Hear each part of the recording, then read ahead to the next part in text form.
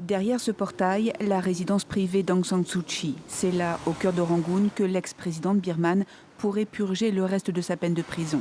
Depuis le début de l'année 2021, elle était détenue dans un lieu tenu secret. C'est le chef de la junte birmane, récemment devenu président, qui en a décidé ainsi. Mais les partisans de l'ancienne dirigeante en attendent plus. Pour des raisons de sécurité, cette femme s'exprime sous couvert d'anonymat. Je me réjouis de sa sortie de prison et de son placement en résidence surveillée. Mais pour nous, la chose la plus importante, c'est sa libération. Nous croyons qu'avec sa libération, tout le reste s'améliorera.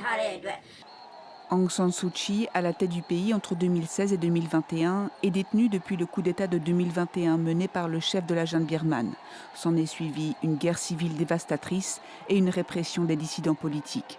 L'ex-dirigeante a été condamnée à plus de 30 ans de prison pour des chefs d'accusation allant de la corruption à la violation des réglementations liées au Covid-19.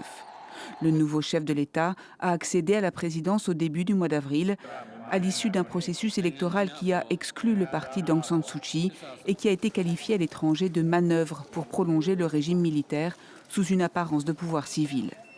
L'ONU a fait part de son soulagement après la décision de ce gouvernement. Nous saluons la transformation de la peine d'Aung San Suu Kyi en une assignation à résidence.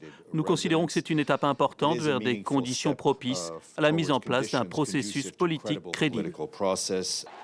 À 80 ans, celle que l'on appelle parfois la Dame de Rangoon demeure très populaire dans son pays. Prix Nobel de la paix pour son combat en faveur de la démocratie dans les années 90, Aung San Suu Kyi avait déjà été assignée à résidence par l'armée entre 1989 et 1995, puis entre 2000 et 2010. Elle a été depuis très critiquée par la communauté internationale, en particulier lorsqu'elle et son parti ont justifié la répression dans son pays des musulmans Rohingyas.